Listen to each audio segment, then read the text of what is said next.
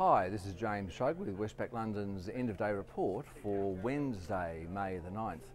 Another down day for equities, although at the end of European trading there had been some recoupment of earlier losses, although most of the indices are still posting moderate losses today. No fresh news really out of Greece, no government formed. Yesterday the party with the most votes, pro-austerity and the bailout, couldn't form a government. Today the anti-bailout party couldn't.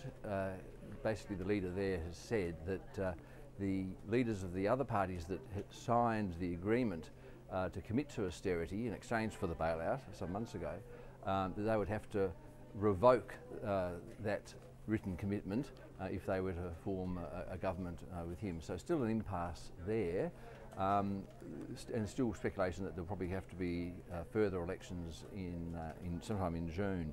A couple of other comments about Greece. There are media reports in the US stating that European countries, without naming them, were debating whether to delay the next tranche of bailout funds, another 5.2 billion euros. That hasn't been confirmed, although Chancellor Merkel in Germany was quoted as saying that she aims to keep Greece in the euro. So a few sort of comments there and reports, but nothing really confirmed, nothing really concrete. On the data front today, German exports rose 0.9% in March. That's the third month in a row that they've posted gains, consistent with the manufacturing figures too, which also rose each month in the first quarter. And that adds to the body of evidence pointing to Germany probably avoiding a technical recession. It looks like the first quarter GDP numbers for Germany will be zero or small positive, after having contracted in the fourth quarter of last year. Doesn't mean that Europe as a whole will print a positive number, but certainly it looks like Germany is continuing to do relatively well compared to the rest of, or much of the rest of Europe.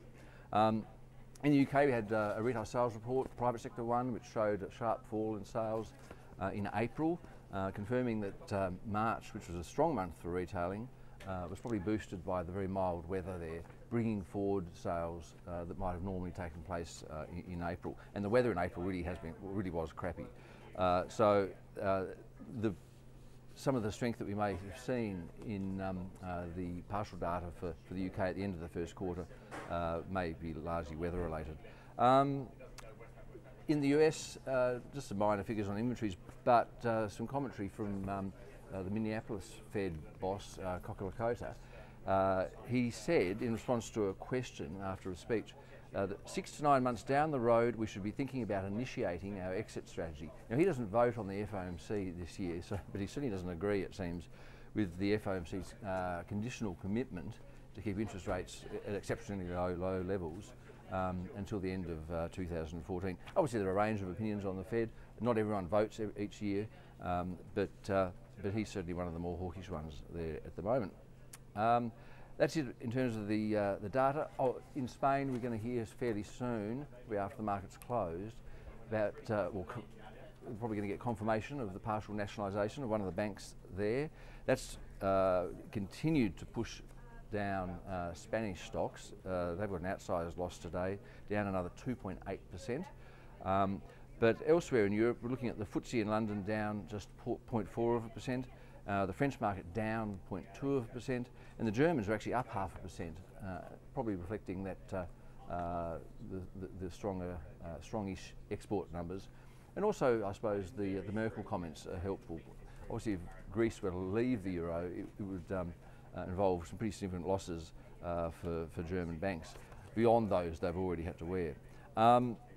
So in the US at the moment, heading into the US lunchtime, the Dow is down 0.6 of 1%, with no major economic data report there, as I said. The bond markets in Europe, should mention, Spanish bond yields back above 6%, Italian bond yields have risen about 15 basis points today as well. Just an example of how there's this ongoing contagion from Greece spreading into those other European markets. In commodity markets today, we've got mostly losses to report. Gold's down 0.6%, another loss there, $1,595 an ounce. I mean, gold's suffering because the US dollar's got safe haven status at the moment. The US dollar's strengthening, so things like gold are falling in price. And also the gold price fell through a 4-year upward trend line. So there's a bit of an element of technical selling probably driving that too. We've got copper prices down 0.5% today, and oil's off another 0.5% as well. It's down to $96.57 a barrel. The Aussie dollar dipped to as low as 1.002 against the US dollar. In other words, just a fifth of a cent above parity, but it's at 1.006 at the moment.